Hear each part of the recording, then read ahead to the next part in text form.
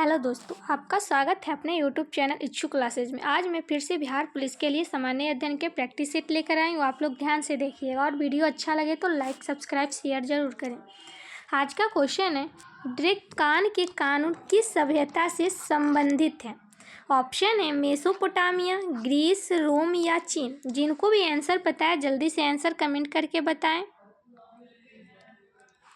ड्रेकान के कानून किस सभ्यता से संबंधित है? तो 7वीं शताब्दी ईसा पूर्व प्राचीन ग्रीस के एथेंस शहर के पहले विधायक ड्रेको ने एक कानून बनाया जिसे ड्रेकान के कानून के नाम से जाना जाता है।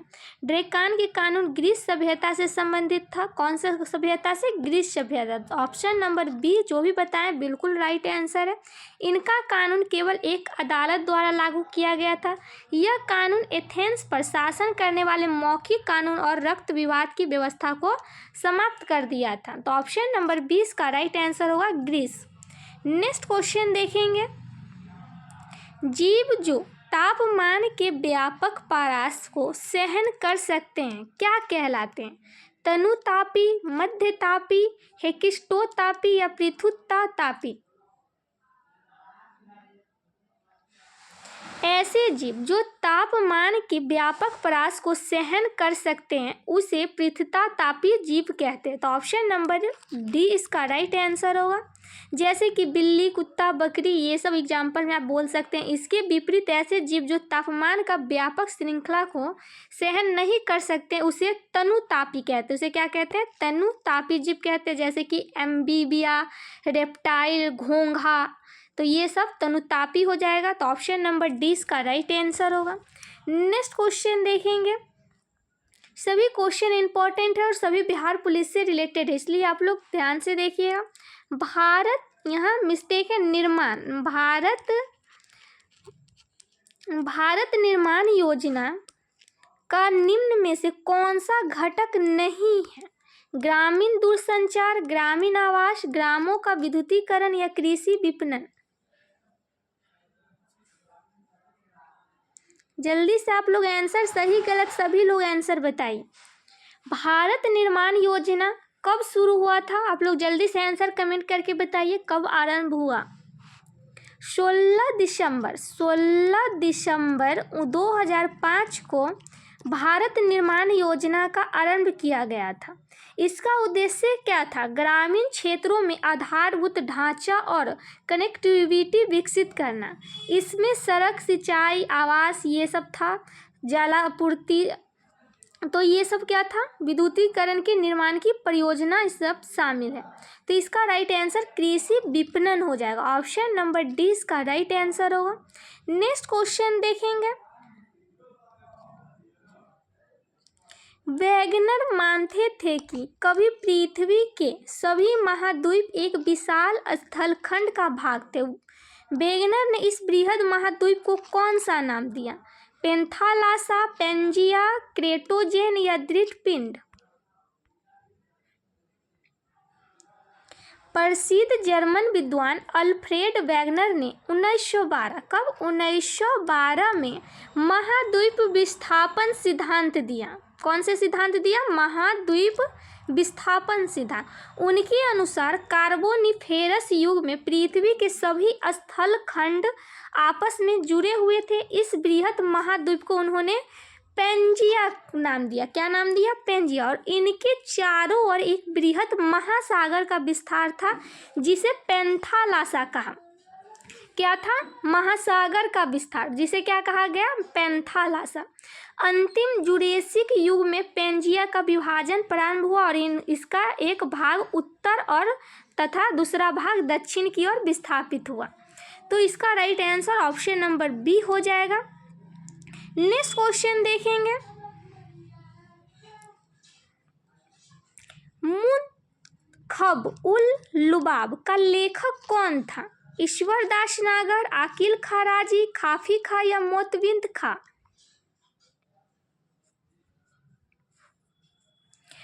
मुनखब-उल-लुबाब, इसका पुस्तक की रचना लगभग 1732 कब हुआ था? 1732 ईस्वी में फारसी भाषा में हाशिम खफी खां ने की थी। किसने की थी?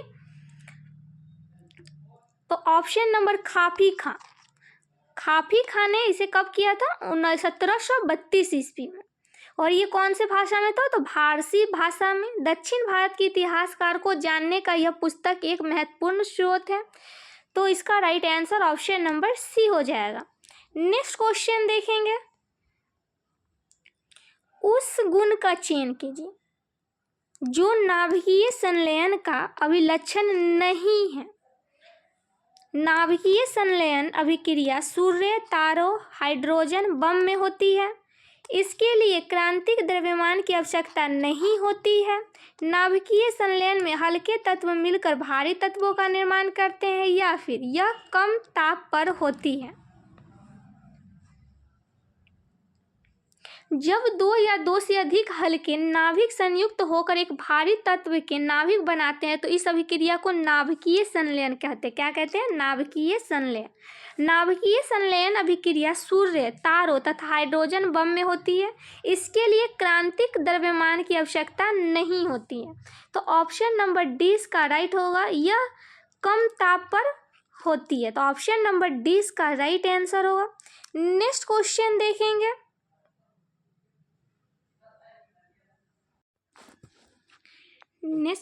देखेंगे, निम्न में से किसे आप खंडित चर मानेंगे? ऊंचाई, वजन, मजदूरों की दी गई मजदूरी या एक परिवार में व्यक्ति की संख्या।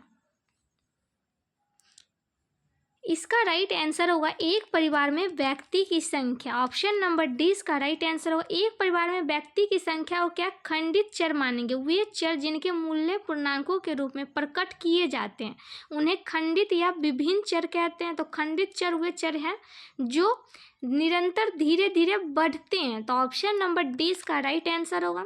नेक्स्ट क्वेश्चन देखेंगे, निम्नलिखित में से किस पर भारत का सर्वोच्च न्यायालय अपीलीय क्षेत्र अधिकार का उपयोग नहीं करता? संवैधानिक मामलों में अपील, दीवानी मामलों में अपील, फौजदारी मामलों में अपील या सैन्य मामलों में अपील। अभी तक जो वीडियो को लाइक नहीं किए जल्दी से कर दीजिए। इसका राइट आंसर होगा सैन्य मामलों में अपील। ऑप्शन नंबर डी इसका राइट आंसर है। नेक्स्ट क्वेश्चन देखेंगे, परिवर्तनशील विनिमय दर की स्थिति में भारतीय रुपये के मूल्य में गिरावट को कहा जाएगा? रुपये का मूल्यह्रास, रुपये का अवमूल्यन या रुपये का अधिमूल्यन या रुपये का पूर्ण मूल्यन। तो इसे रुपये का अवमूल्यन कहा जाएगा। ऑप्शन नंबर 20 का राइट आंसर है। भारतीय रुपये के मूल्य में गिरावट को अवमूल्य कहा जाता है। तो ये आप लोग ध्यान रखिएगा। तो ऑप्शन नंबर 20 का राइट आंसर होगा। नेक्स्ट क्वेश्चन देखेंगे, ऑक्सीजन के एक अणु का द्रव्यमान कितना होता है? जल्दी से आप लोग आंसर बताइए।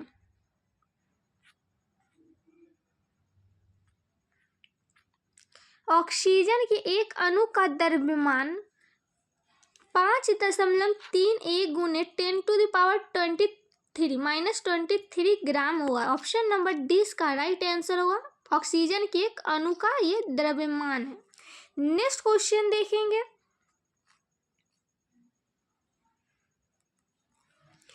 शिलीभवन प्रक्रिया डैश संबंधित है? चट्टानों के निर्माण से, चट्टानों के विघटन से, चट्टानों के अपक्षय से या चट्टानों के अपरदन से?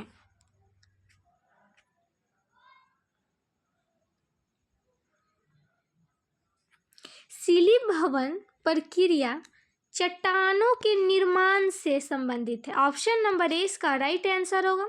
नेक्स्ट क्वेश्चन है, कौन सा कथन बिहार विधानसभा की लोक लेखा समिति के संबंध में सही है? अधिकतम संख्या 15 सदस्य की हो सकती है, कार्यकाल 5 वर्ष का होगा, सदस्यों का निर्वाचन प्रत्यक्ष रूप से विधानसभा सदस्य द्वारा, या कोई भी मंत्री इसका सदस्य नहीं हो सकता।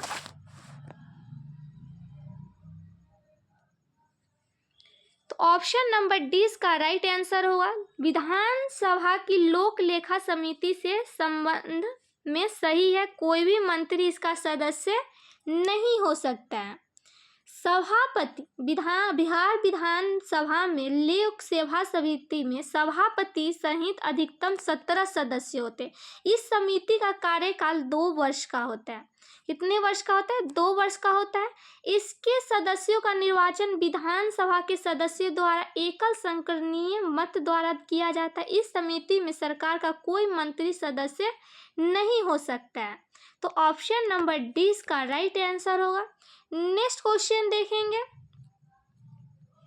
मेंडल के प्रयोग में F1 पौधों को स्वपरागित करने पर F2 पीढ़ी के में लंबे एवं बौने पौधे किस अनुपात में प्राप्त हुए? 1:1, 3:1, 1:3 या 2:2? तो मेंडल में के प्रयोग में F1 पीढ़ी में सभी पौधे लंबे थे। क्या थे? लंबे थे तथा पुनः F1 पीढ़ी के 2 पौधे का संकरण किया गया। तब F2 पीढ़ी के पौधे क्या या तो लंबे या बौने थे। तो लंबे तथा बौने पौधे का अनुपात 3:1 था। तो कोई भी पौधा बीच की ऊंचाई का नहीं था, अर्थात लंबे या बौनेपन का लक्षण स्वतंत्र रूप से वंशानुगत होते हैं। तो ऑप्शन नंबर 20 का राइट आंसर होगा। नेक्स्ट क्वेश्चन देखेंगे, निम्नलिखित में से किसने सांप्रदायिक पंचायत की घोषणा की? रिचर्ड एटली, केर स्टारमर या रैमजे मैकडोनाल्ड या मैट हैकॉक? तो इसका राइट आंसर होगा सी, रैमजे मैकडोनाल्ड। 16 अगस्त 1932 ईस्वी में विवादास्पद सांप्रदायिक पंचायत की घोषणा की। सांप्रदायिक पंचायत की घोषणा कब की? 16 अगस्त, याद रखिएगा, 16 अगस्त 1932। 16 अगस्त 1932 को इसकी घोषणा की गई थी। इसके अनुसार दलितों को हिंदुओं से अलग मानकर उन्हें अलग प्रतिनिधित्व देने को कहा गया और दलित वर्गों के लिए अलग निर्वाचन मंडल का प्रावधान किया गया। तो ऑप्शन नंबर सी इसका राइट आंसर होगा। नेक्स्ट क्वेश्चन देखेंगे, यदि भारत में विदेशी मुद्रा की मांग बढ़ जाती है तो भारतीय मुद्रा रुपए का अवमूल्यन हो जाता है या मूल्य बढ़ जाता है या अपरिवर्तित रहता है या मजबूत होगा? जब भारत में विदेशी मुद्रा की मांग बढ़ जाती है तो भारतीय मुद्रा का अवमूल्यन हो जाता है। तो ऑप्शन नंबर ए इसका राइट आंसर होगा। नेक्स्ट क्वेश्चन देखेंगे, बिहार राज्य में वर्ष 2016 से 17 में नगदी फसलों व श्रेणी के अंतर्गत कौन सी फसल सबसे अधिक क्षेत्र में उगाई जा गई? ईख, प्याज, जूट या तंबाकू? नगदी फसलों में उन व्यापारिक फसलों का शामिल किया जाता है जिनके माध्यम से उद्योगों को कच्चा माल प्राप्त होता है। तो इसका राइट आंसर होगा भारत में ऑप्शन नंबर डी, तंबाकू। भारत में पैदा होने वाली प्रमुख नगदी फसल जैसे कि गन्ना, कपास, तंबाकू, चाय, कॉफ़ी, जूट, रबर, ये सब है। तो वर्ष 2016 से 17 में बिहार राज्य में तंबाकू नगदी फसल के रूप में सबसे अधिक क्षेत्र में उगाई गई थी। तो ऑप्शन नंबर डी इसका राइट आंसर होगा। वैसे गन्ना, कपास, चाय, कॉफ़ी ये सब भी नगदी फसल में आते हैं। तो यहाँ 2016 से 17 में पूछ रहा है, तो यहाँ ऑप्शन नंबर डी राइट होगा, तंबाकू। नेक्स्ट क्वेश्चन देखेंगे,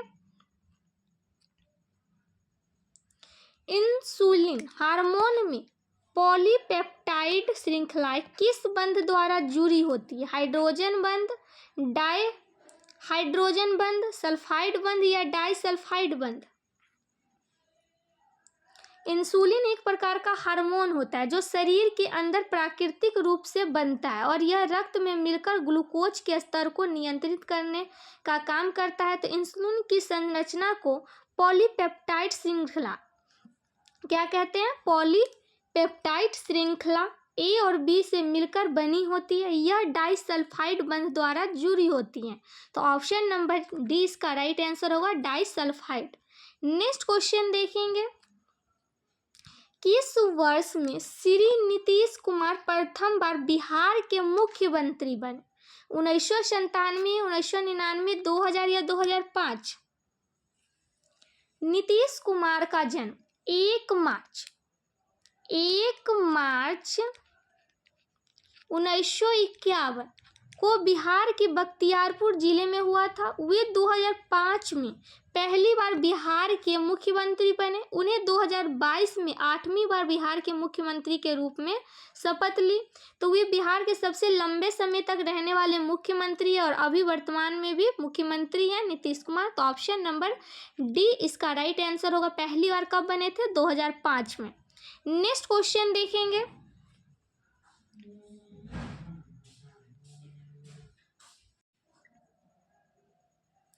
रोजी नामक परजीवी गाय रोजी के दूध में मिलने वाला प्रोटीन है मानव अल्फा लैक्ट एल्बुमिन या मानव बीटा एल्बुमिन, मानव अल्फा ग्लोब्यूलिन या मानव बीटा ग्लोब्यूलिन।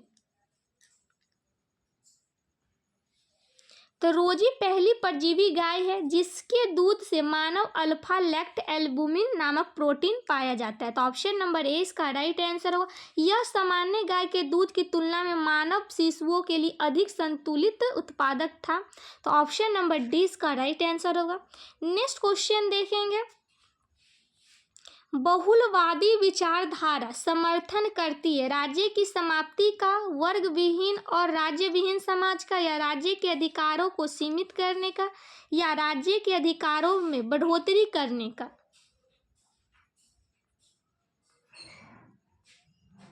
बहुलवादी विचारधारा को स्थापित करने का श्रेय जर्मन समाजशास्त्री गिरियक तथा ब्रिटिश विद्वान मैटलैंड को जाता है, जिन्हें आधुनिक राजनीतिक बहुलवाद का जनक कहा जाता है। यह विचारधारा वर्ग विहीन और राज्य विहीन समाज का समर्थन करती है। तो ऑप्शन नंबर 20 का राइट आंसर होगा। Option number B. अभी तक जो वीडियो को लाइक और चैनल को सब्सक्राइब नहीं किए हैं जल्दी से कर लीजिए। आप लोग को यहाँ पे फ्री में वीडियो मिल रहा है तो आप लोग एक लाइक भी नहीं करके जाते।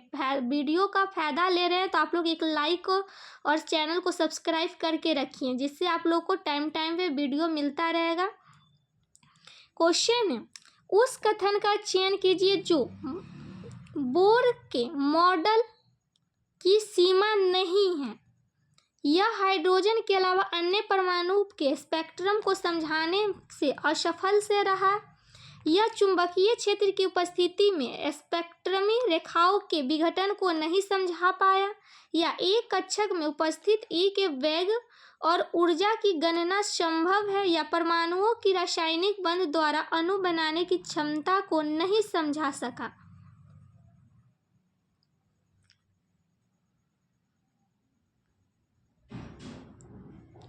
इसका राइट आंसर होगा option number B. Option number 20 का राइट आंसर, यह चुंबकीय क्षेत्र की उपस्थिति में स्पेक्ट्रम रेखाओं के विघटन को नहीं समझा पाया। डेनमार्क निवासी नील्स बोर ने 1913 ईस्वी में परमाणु मॉडल पेश किया था। कब किया था परमाणु मॉडल पेश? 1913 ईस्वी में। यह मॉडल हाइड्रोजन के अलावा अन्य परमाणुओं के स्पेक्ट्रम को समझाने में असफल रहा। इसके अनुसार एक कक्षक में उपस्थित ई माइनस की वेग और ऊर्जा की गणना संभव है। यह मॉडल परमाणुओं की रासायनिक बंध द्वारा अणु बनाने की क्षमता को नहीं समझा सका, जो इसका प्रमुख दोष था। तो ऑप्शन नंबर 20 का राइट आंसर होगा। नेक्स्ट क्वेश्चन देखेंगे। निम्नलिखित में से कौन सा सामंतवाद का रचनात्मक पक्ष नहीं है? जनसंख्या की वृद्धि, कृषि का विस्तार, अर्थव्यवस्था का विकास, या कृषि दासता का उदय। जिस शासन व्यवस्था में राज्य की भूमि बड़े बड़े जमींदारों के अधिकार में रहती हो उसे सामंतवाद कहते हैं। सामंतवाद किसे कहते हैं? जो राज्य की भूमि बड़े बड़े जमींदारों के अधिकार में। सामंतवाद एक व्यवस्था प्रणाली थी जिसके अंतर्गत शासकीय व्यवस्थाओं द्वारा राजनीतिक शक्ति का प्रयोग किया जाता था। जनसंख्या में वृद्धि, कृषि का विस्तार तथा अर्थव्यवस्था का विकास सामंतवाद का रचनात्मक पक्ष है। कृषि दासता का उदय सामंतवाद रचनात्मक पक्ष में नहीं है। तो ऑप्शन नंबर बी कृषि दासता, ऑप्शन नंबर डी इसका राइट आंसर होगा। कृषि का विस्तार, जनसंख्या की वृद्धि और अर्थव्यवस्था का विकास सामंतवाद रचनात्मक पक्ष में था। तो ऑप्शन नंबर डी यहाँ पे राइट आंसर होगा, यहाँ पे नहीं पूछ रहा है। नेक्स्ट क्वेश्चन देखेंगे। अदिश राशि के संदर्भ में कौन सा कथन सत्य है? अदिश राशि किसी क्रिया में सदैव संरक्षित रहती है। अदिश राशि कभी ऋणात्मक नहीं होती। अदिश राशि भी माहीन होती है। यह अदिश राशि का मान अक्षों में सापेक्ष अभिविन्यास पर आश्रित नहीं होता है। जिन भौतिक राशियों में सिर्फ परिमाण होता है, दिशा नहीं, उन्हें अदिश राशि कहते हैं। जैसे कि चाल, दूरी, द्रव्यमान, आयतन, ये सब अदिश राशि है। अदिश राशि का मान अक्षों के सापेक्ष अभिविन्यास पर आश्रित नहीं होती है। तो ऑप्शन नंबर डी इसका राइट आंसर होगा। नेक्स्ट क्वेश्चन देखेंगे। कुतुबुद्दीन ऐबक ने किसे बंगाल का गवर्नर नियुक्त किया? केकुबाद, नासिरुद्दीन, अली मर्दन या आराम शाह? कुतुबुद्दीन ऐबक ने अल मर्दन को बंगाल का गवर्नर नियुक्त किया था। अली मर्दन पाकिस्तान के खजली जनजाति का था। वह भारतीय उपमहाद्वीप में आया और खुद को बख्तियार की सेना में भर्ती कराया और बाद में बंगाल अभियान में भाग लिया। इसके बाद इसे पूर्वोत्तर क्षेत्र का राज्यपाल नियुक्त किया गया। तो ऑप्शन नंबर अली मर्दन होगा, option number C. Next question देखेंगे। किस वर्ष राष्ट्रीय जनसंख्या नीति लागू की गई थी? एनपीपी। फरवरी 2000, फरवरी 2002, फरवरी 2004, अप्रैल 2005।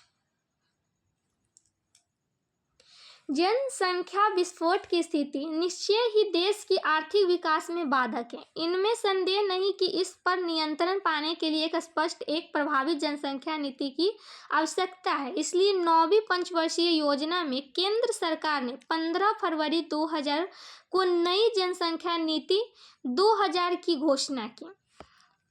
1976 में देश की पहली जनसंख्या नीति की घोषणा की गई। तो ऑप्शन नंबर ए इसका राइट आंसर होगा। जनसंख्या नीति कब लागू की गई? फरवरी 2000, 15 फरवरी 2000। ऑप्शन नंबर ए इसका राइट आंसर होगा। आज के लिए बस इतना ही। रोज ऐसे ही वीडियो प्राप्त करने के लिए चैनल को सब्सक्राइब कर ले और अपने दोस्तों में भी शेयर करें। और बिहार पुलिस से जुड़े कोई भी जानकारी पाने के लिए आप लोग टेलीग्राम ज्वाइन कर ले। और आप लोग को वीडियो कैसा लगा, अच्छा लगा तो आप लोग वीडियो को लाइक करके ज़रूर जाया कीजिए और अपने दोस्तों में भी शेयर कीजिए। तो आज के लिए बस इतना ही।